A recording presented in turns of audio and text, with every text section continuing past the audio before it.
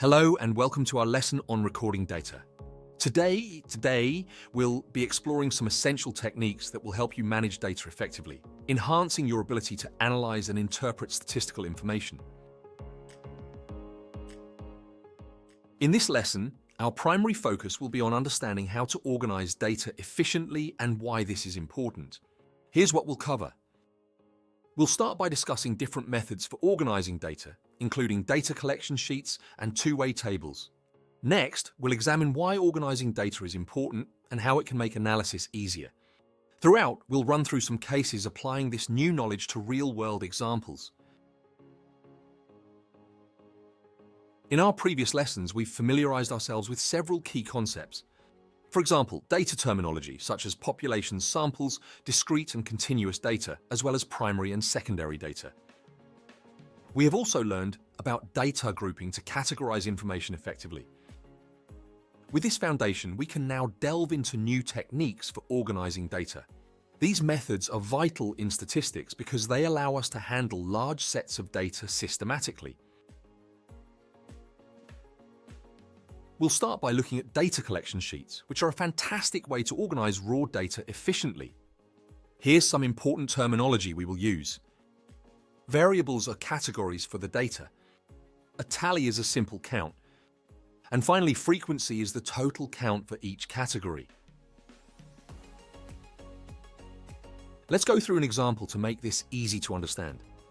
Imagine we have collected data on the incomes of individuals in a local area, and we want to convert this raw data into an organized data collection sheet.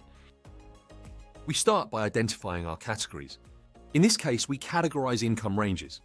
For example, we could have 0 to 15,000, 15 to 25,000, 25 to 35,000, 35 to 45,000, and 45,000 plus.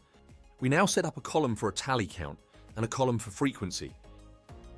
Each raw data point gets a mark in the tally column, with each fifth mark drawn diagonally across the previous four to easily represent groups of 5. This visual counting method makes it easier to keep track of the data. Finally, we add the frequencies to the table by counting the tally marks. We can now easily see a number of individuals associated to each income range. Suppose we want to examine this data further by categorizing it by sex. This is a perfect scenario to use a two-way table. Two-way tables extend the concept of data collection sheets by allowing us to break down data further according to two variables. We start with a similar table structure, but with separate columns for male and female individuals. The frequency column is now the total frequency column, and we get rid of the tally counts. We also have a new row for totals. Now we copy over the total frequencies into this table. Finally, we input the data values for the two categories and sum up the totals. In a two-way table, each entry represents a tally for a given category. Totals along the rows and columns give summaries at a glance. By organizing data this way, patterns and trends become much more visible. The totals help us quickly see the distribution across categories, making interpretation easier. These are just a few fundamental ways to start organizing your data. As we delve deeper into statistics, you'll see there are even more sophisticated methods, but getting these basics right is crucial for sound data analysis. Let's dive into some practical examples to see how we can apply the techniques for organizing data efficiently. Imagine we conducted a survey asking students how many hours they study per week. We collected the following data. To organize this data efficiently, we can construct a frequency table. To fill it in, let's first identify the unique data values. For our data, the unique study hours are 2, 3, 4, and 5. Now count the frequency of each value and fill in the rest of the table. This table clearly shows the distribution of study hours among the students surveyed. Consider another survey, where we measure the heights of students in a class. The data collected is displayed on the right. Unlike our previous example, here it makes sense to group heights into intervals of, say, 10 centimeters, because height is a continuous variable. Here is what our frequency table will look like. This grouped frequency table makes it easier to see the height distribution among students. Let's look at one final example.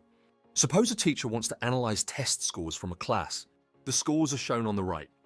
We can write those scores in a frequency table. It is now very easy to see the distribution of scores. By organizing data efficiently, we make it easier to analyze and interpret the information. This skill is crucial in statistics and will help you tackle GCSE-level problems with confidence. Before we conclude our lesson, let's explore the historical background of recording data as an extension exercise. Did you know that Florence Nightingale, the famous nurse, was also a pioneering statistician? During the Crimean War, she used data recording and visualization to improve hospital sanitation and reduce death rates. By creating detailed charts and graphs, she was able to show the impact of poor sanitary conditions and convince others to make crucial changes. Her work not only saved lives, but also laid the groundwork for modern statistical methods in healthcare. In today's lesson, we explored the importance of organizing data efficiently within the field of statistics. We started by discussing the use of data collection sheets, emphasizing how they help categorize raw data through tally marks and frequency counts. This method provides a clear structure to organize data, making it easier to interpret large sets of data. Next, we introduced two-way tables, which enable us to break down data according to two different variables. By categorizing and tallying data in these tables, we can easily observe patterns and trends. Using a real-world example, we demonstrated how to organize income data by sex in a two-way table, highlighting the importance of summing up rows and columns to see distributions at a glance. Throughout the lesson, we emphasized that efficient data organization is crucial for simplifying data analysis and interpretation. By mastering these basic techniques, such as data collection sheets and two-way tables, you will be better equipped to handle complex data sets in future statistical tasks.